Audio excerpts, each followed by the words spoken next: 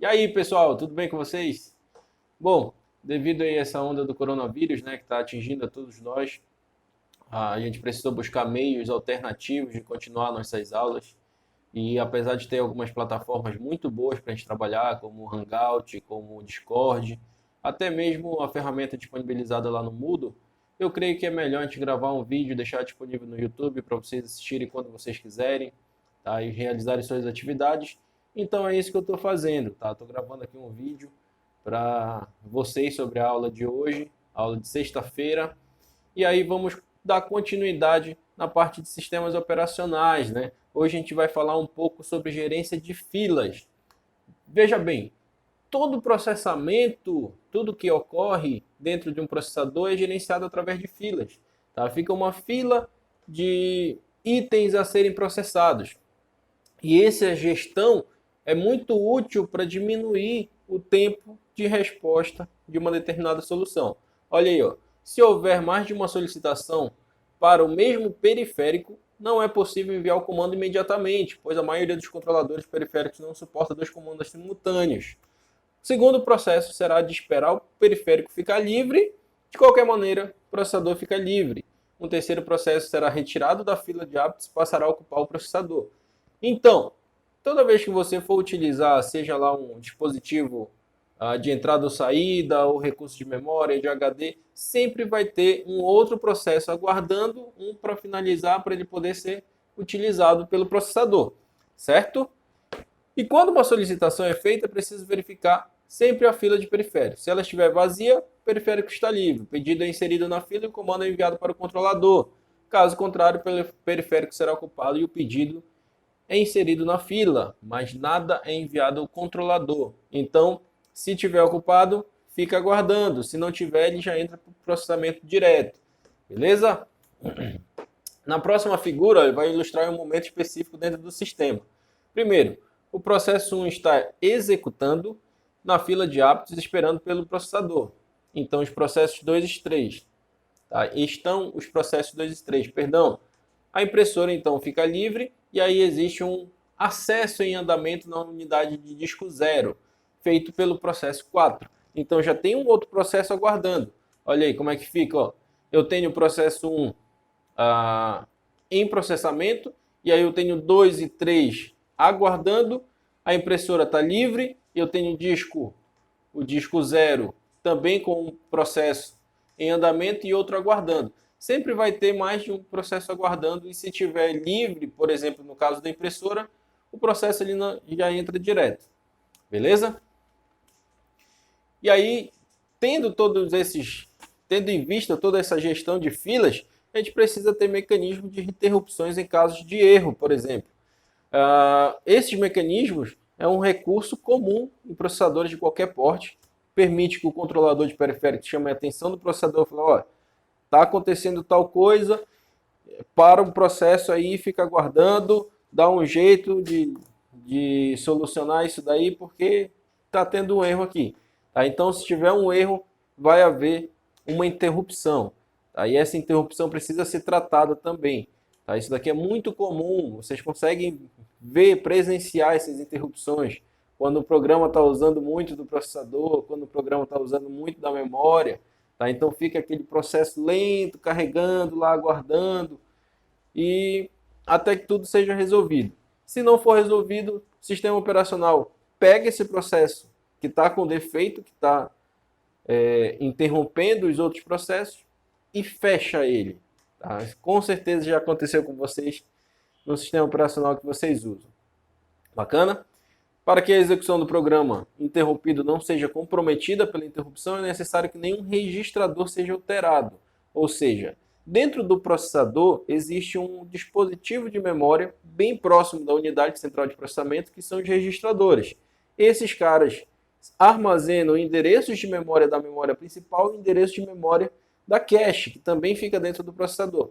Se houver alguma interrupção, fica armazenado já nesses registradores todas as unidades daquele programa defeituoso, certo? Que é para quando ele retornar do mesmo ponto, digamos assim. O Word, vocês com certeza já presenciaram que ele utiliza dessa função que, por exemplo, se você está digitando um texto e desliga o computador ou fecha a aplicação de forma inesperada, ele mantém o último arquivo salvo, tá? Mas não salvo por vocês, ele vai fazendo pequenas... vai salvando enquanto você está digitando, enquanto você está utilizando. Em um determinado período ele salva e registra isso, que é para quando voltar já estar o mais próximo do que você deixou. Tranquilo? Alguns processadores salvam automaticamente todos os registradores quando ocorre uma interrupção. Outros salvam apenas alguns, cabendo a rotina que atende a interrupção salvar os demais registradores. Bom, se não salvar tudo, ele vai salvar uma parte mais importante. E a outra parte fica a critério do sistema operacional e dos dispositivos que estão utilizando determinada aplicação. Muito comum com a impressora. Tá? Se houver algum erro na impressão, se tiver sem papel ou se a impressora estiver desligada, o processador armazena a informação do arquivo que está sendo salvo e o spool que fica no drive de impressão vai armazenar a fila de arquivos que tem para imprimir, certo? Beleza? O local mais indicado é a pilha de execução. É usual no processador dispor de uma interrupção tipo retorno, que repõe o conteúdo original dos registradores e faz o processador tornar a execução do programa interrompido. Tá? É aquela situação que eu falei agora há pouco para vocês. Ele armazena as informações mais importantes para voltar depois o mais próximo possível do que estava sendo executado antes. Ok? A função básica de um controlador de periféricos é conectar o dispositivo em questão ao processador. Então, todo controlador, todo drive, tá, tem a função apenas de conectar esses dispositivos externos à unidade central de processamento, ao processador, à memória e ao HD, tá, que são os componentes principais do computador em si. Através do barramento, o processador é capaz de realizar operações do tipo lê dados, escreve, reinicia, lê status, escrevendo comando. Tá? Então, o processador consegue gerenciar todos esses componentes externos. O controlador é responsável por traduzir estas operações em uma sequência de acionamentos eletrônicos, elétricos e mecânicos capazes de realizar a operação solicitada. Então vamos imaginar aqui o teclado, tá? Vocês utilizam o teclado. Quando vocês apertam o botão, vocês estão fazendo um estímulo mecânico, tá? Um acionamento mecânico. E esse acionamento vai disparar uma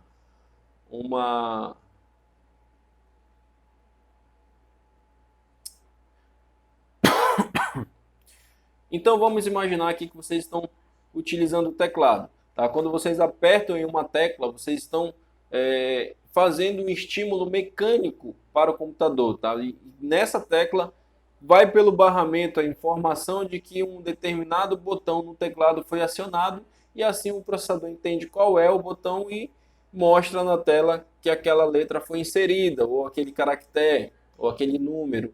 Tranquilo?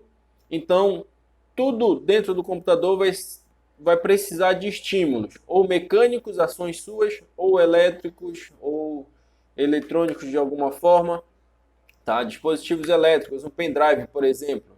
Um pendrive ele precisa da energia do próprio computador, que o próprio computador fornece. Tá? Então, energiza ele e ele emite sinais elétricos e eletrônicos para esse computador. Informa quanto de memória tem, informa quais arquivos tem armazenados naquela memória flash e assim por diante. Tá? Mas ele precisa ter um estímulo elétrico. Para isso, o controlador deve saber como o periférico funciona. Daí resulta de cada tipo de periférico se necessita de um controlador diferente. Placa de vídeo de vocês, por exemplo, vocês que adoram jogos, né? Deve estar aproveitando aí a quarentena para zerar tudo quanto é jogo, para upar o seu personagem, para fazer tudo aí dentro da sua vida digital. Então, para a placa de vídeo de vocês funcionar corretamente, precisa ter um drive instalado no sistema operacional que conversa com o processador e esse processador vai conseguir entender tudo o que está acontecendo na placa de vídeo, certo? Na placa de vídeo a gente tem meio que um computador isolado ali. A gente tem memória, tem processador, tem barramentos, a gente consegue conectar dispositivos externos, que é o monitor, e cooler também, a maioria tem cooler. E com isso a gente consegue conectar essa placa e fazer com que o computador entenda tudo que está acontecendo ali dentro. Bacana? De boa? Então vamos continuar aí a nossa brincadeira. Na próxima figura, olha, mostra o diagrama de tempo resultante quando interrupções são empregadas para implementar entrada e saída. Após enviar o comando para o controlador, o processador segue a execução do programa. Quando a interrupção é concluída, o controlador gera uma interrupção, o processador então lê os resultados do controlador. É meio que um relatório de erros da execução. Então, ó, a gente tem um tempo sendo seguido aí, o processador está escrevendo comandos, executa esses comandos, lê, e o controlador do periférico também está fazendo isso junto com o processador. No momento em que o controlador identifica um erro, identifica uma interrupção, ele automaticamente informa para o processador. Tá? E quando ele informa, o processador lê e gera o resultado dessa interrupção. Tá? Analisa quais foram os problemas e já gera um log, um arquivo de log com todos os resultados e como sanar esse problema. Bacana? Então é assim que acontece. É o controlador que informa para o processador e aí o processador identifica qual foi a falha, armazena o estado atual, o último estado bom, digamos assim, da aplicação ou do dispositivo e continua analisando esses resultados. Bacana? Quando voltar ao normal, o controlador também vai informar ao processador e o processador pega aquele estágio que ele armazenou e retorna do jeito que estava. De boa? A forma mais simples de identificar a origem de uma interrupção é associar a cada controlador um tipo diferente de interrupção. Então, vê bem, a gente vai começar a ver tipos diferentes de interrupções.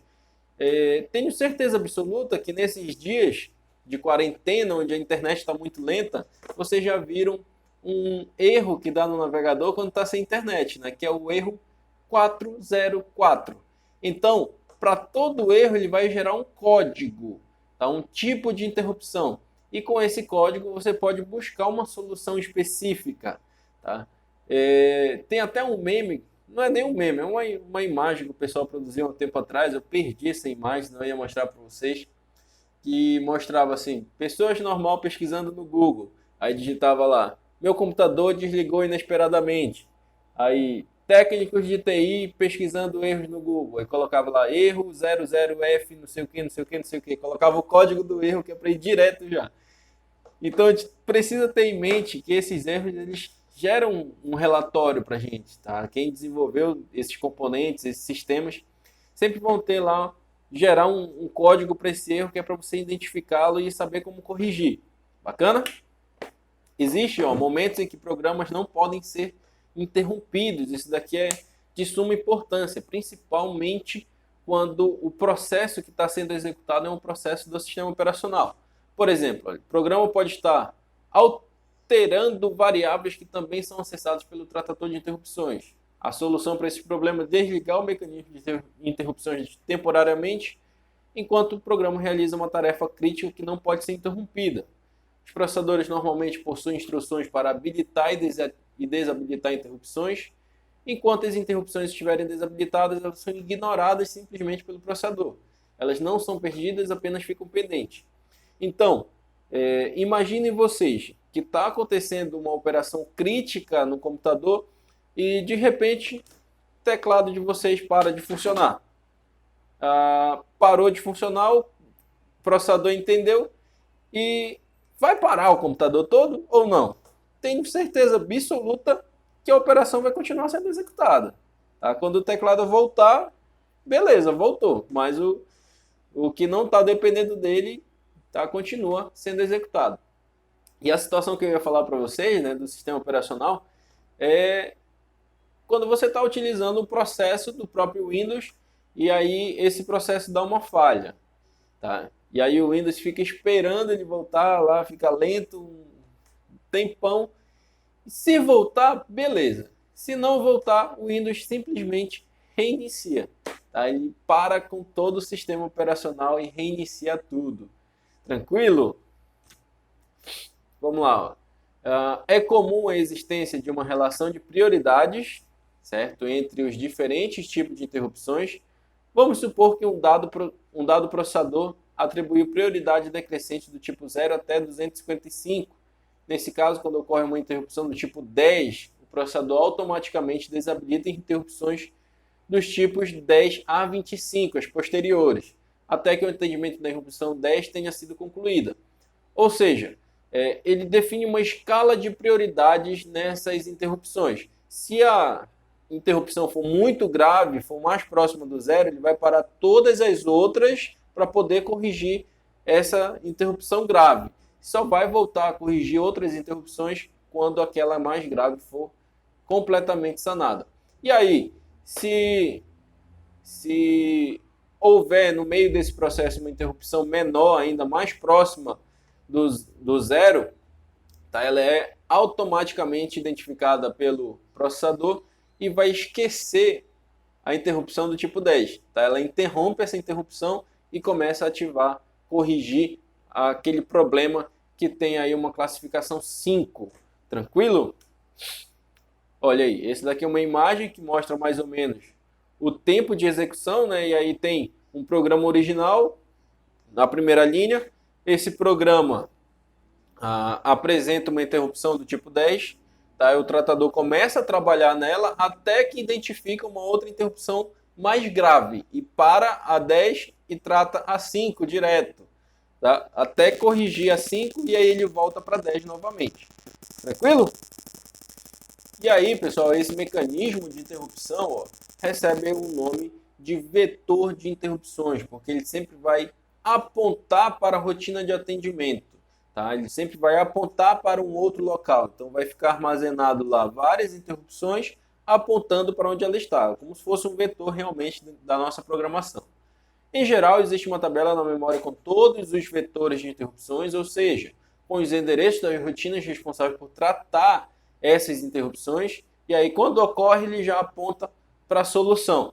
A ocorrência de uma interrupção dispara no processador uma sequência de atendimentos. Toda a sequência é executada pelo hardware, comandado pela unidade de controle do processador. Ou seja, o processador controla o hardware específico que está com problema, o hardware do sistema que está com problema, para poder realizar todas as correções e voltar à operação normal. Mais ou menos dessa forma. Eu tenho um vetor, tenho armazenado aqui todas as soluções possíveis, tá? E ele aponta para a solução na memória principal. Beleza? Dentro desse vetor de interrupções sempre vai ficar armazenado também nos registradores do processador, certo? Apontando para as prováveis soluções. Interrupções de softwares, olha, traps, são causadas pela execução em instrução específica para isso, tendo como parâmetro o número de interrupções que deve ser ativada. O uso mais comum das interrupções de software é a implementação das chamadas de sistemas, que a gente já conversou algumas aulas atrás, por meio das quais os programas de usuário solicitam serviços do sistema operacional. O endereço armazenado nas tabelas de vetores de interrupções deve mudar conforme a versão do sistema. Tá? Que na sua inicialização fica encarregado de colocar os endereços certos na tabela. Tranquilo, pessoal? As instruções por erros ou interrupções de execução acontecem quando o processador detecta algum tipo de erro na execução do programa. Óbvio, né? Senão não ia ter uma interrupção por erro. Como, por exemplo, uma divisão por zero ou acesso a uma posição de memória que, na verdade, não existe. Dividir por zero, pelo amor de Deus, né? Vai dar erro com certeza. E a aplicação apontar para a memória principal, para um determinado elemento nela que não existe, também vai dar erro, porque ela vai procurar uma informação e não vai encontrar. O procedimento de atendimento a essa classe de interrupções é igual ao descrito anteriormente, é igual como se você estivesse tratando um erro de hardware. Trata da mesma forma essas interrupções aí em software. Bacana? E na multiprogramação, que é o que a gente vive hoje em dia, diversos processos compartilham o computador. Tá? O computador ele realiza diversos processos ao mesmo tempo. É necessário que o sistema operacional ofereça proteção aos processos e garanta a utilização correta do sistema. Como, por exemplo, o processo de usuário não pode formatar o disco. Pelo amor de Deus, já imaginou um processo em plena execução formatar o disco, você vai perder tudo. Não dá, né? Da mesma forma, ele não pode apagar arquivos do sistema operacional. Aquela velha piada, né? Apaga a pasta System32 que vai resolver os seus problemas no sistema operacional, vai deixar rápido. Deixa o Explorer fazer isso. Deixa o Explorer apagar a pasta System32 para vocês verem o que é que acontece. Tá? O computador de vocês realmente fica rápido demais. Também não se pode permitir que um processo entre em um laço infinito e com isso monopolize a utilização do processador. Tenho certeza absoluta que isso já aconteceu com vocês no momento da programação, tá? Quando vocês estão utilizando lá um laço de repetição e acabam entrando em um laço infinito e o programa não para, e aí, dependendo do compilador, da linguagem que você está utilizando, você não consegue encerrar o programa, tem que encerrar todo o compilador, tá? E não apenas aquele código que está sendo executado. É uma coisa bem chata, mas infelizmente acontece algumas vezes. Sistema operacional é responsável por implementar uma proteção apropriada para o sistema e para isso é necessário o auxílio do processador. Óbvio, a forma usual é definir dois modos de operação. Primeiro, um modo de usuário, algumas instruções não podem ser executadas, e um modo supervisor, tá? Que não existe restrições e qualquer instrução pode ser executada. Estas instruções são chamadas privilegiadas. Eu creio que no computador de vocês só tem um usuário, tá? Que é o usuário administrador. Esse cara aqui ele é o modo supervisor. Se por um acaso tiver um novo usuário, esse usuário pode ser um usuário comum, que vai ter ali algumas limitações, ou vai ser um outro administrador. Nos computadores da Meta a gente consegue ver isso, né? Que tem sempre um usuário administrador que consegue instalar programas, que consegue realizar outras operações, e o modo usuário, que é o que vocês usam, apenas podem executar as aplicações que já estão instaladas, certo? Se o processo de usuário tentar executar uma instrução privilegiada, o hardware automaticamente gera uma interrupção e aciona o sistema operacional que pode abortar o processo.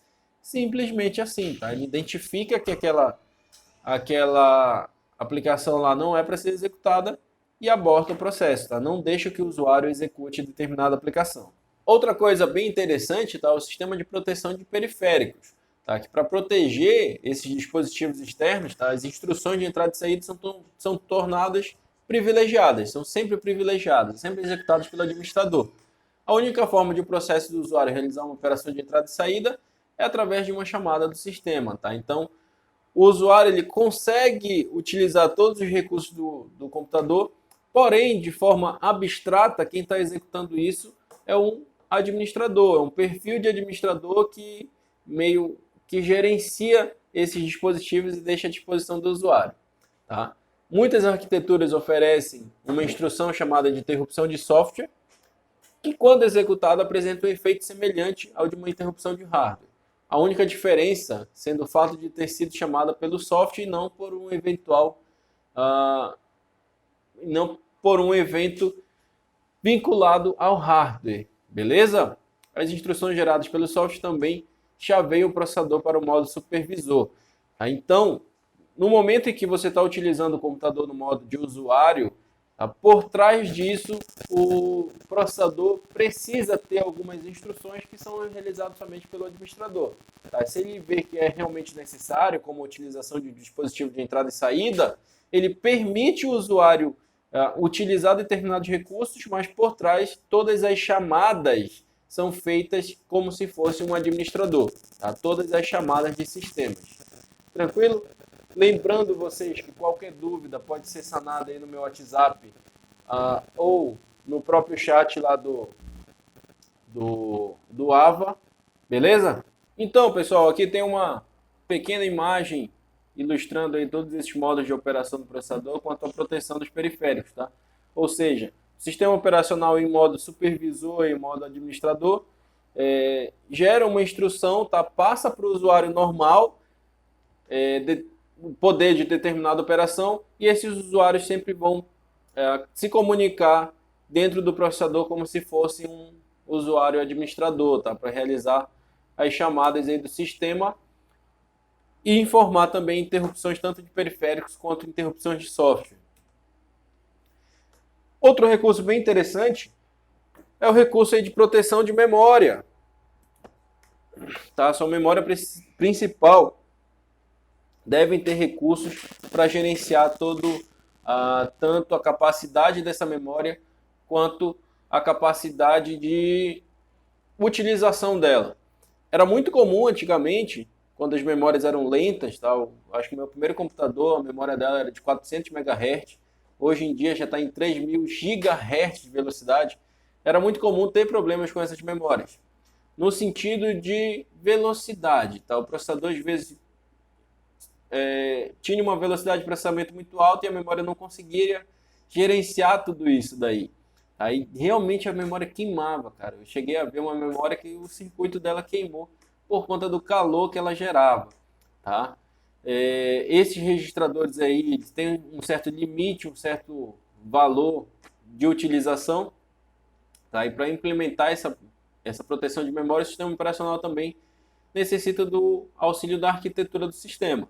É por isso que na placa-mãe a memória é sempre muito próxima do processador, tanto para diminuir a via de comunicação, o barramento, tá? Para tornar mais rápido, quanto para, em uma eventual falha, o processador saber como lidar com ela mais rapidamente.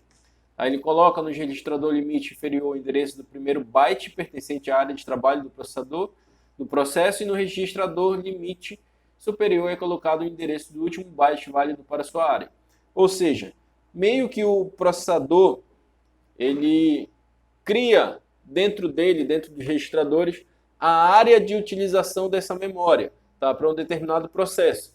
Se houver alguma falha, tá? Em cada acesso a essa memória, o hardware de proteção compara o endereço gerado pelo processador com o conteúdo dos dois registradores limite. Se estiver fora da área de usuário, é gerada uma interrupção. Ou seja, imagine vocês estarem com o jogo aberto aí. O jogo define uma determinada área dentro da memória principal para ser utilizada. E aí o processador armazena essa área. Se houver uma chamada do processador para a memória principal em um determinado endereço que não está dentro desse período aqui, dentro dessa etapa, vai gerar um erro, porque ele vai procurar uma informação e não vai encontrar. Tranquilo?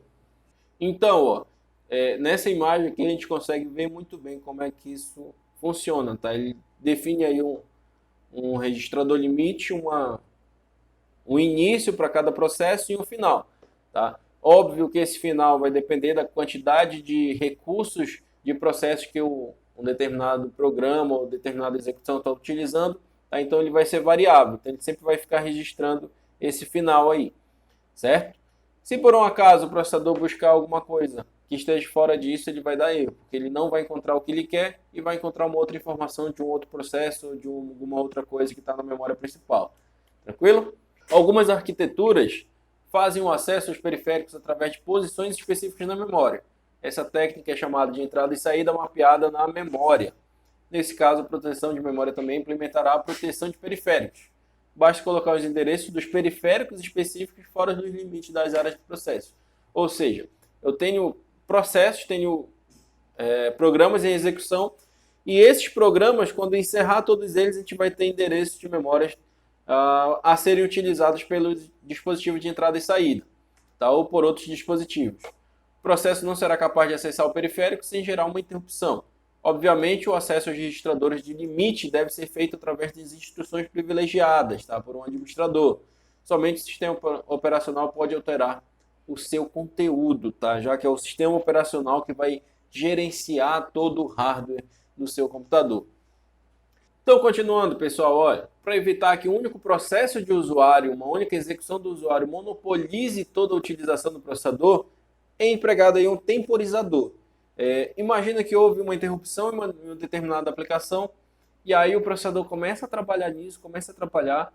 Se ele chegar em um determinado tempo e não resolver esse problema, ele interrompe tudo que está ali naquele processo. As interrupções do temporizador ativa o sistema operacional, tá? que então verifica se o processo executado já está há muito tempo com o processador. Nesse caso, o sistema pode abortar o processo por exceder o tempo limite de tempo de execução. Tá? O controle do temporizador deve ser sempre feito através de instruções privilegiadas também, como se fosse um administrador. Bacana? Muitas das arquiteturas não definem apenas 2 modos de operação, mas vários, tá? Hoje em dia a gente tem vários modos de operação aí no que trata de interrupções e proteção de memória. Em caso de modo de operação, também chamado de nível de proteção, algumas operações não são permitidas. Tá? Quanto mais confiável é o software, mais direitos ele recebe. Como é que a gente considera então um software confiável? Tá? Tem todo um sistema de classificação para saber se essa aplicação é realmente confiável. Geralmente, aquelas aplicações desenvolvidas pela mesma empresa que desenvolveu o sistema operacional ou por empresas parceiras recebem uma classificação melhor, tá? Ele tem direitos melhores. Então, para a Microsoft, a gente tem aí o Word e todas as outras aplicações da Microsoft, os softwares da Adobe, da Oracle, são todos softwares que têm uma confiabilidade muito grande perante o sistema operacional. E com o auxílio aí do hardware, em um sistema operacional sem falhas, é possível construir sistemas seguros, ou seja, sistemas nos quais não ocorram interferências danosas entre os usuários. No que trata de sistemas operacionais domésticos, é muito difícil considerar um sistema operacional sem falhas, tá? Um sistema operacional seguro.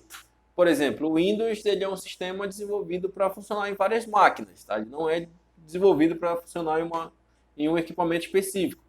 Diferente dos Apples, né? Dos MacBooks. Os MacBooks possuem um hardware e um sistema operacional próprio para trabalhar naquele hardware.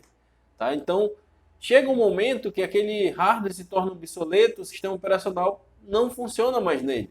Tá? No MacBook é muito comum ver isso. Tá? Um MacBook com 4, 5 anos, ele já não aceita mais atualizações de software porque aquele software não foi feito mais para o hardware que já está ultrapassado. Tá? Ele já foi feito para um hardware mais atual. Tranquilo? Acontece também muito com os celulares, né?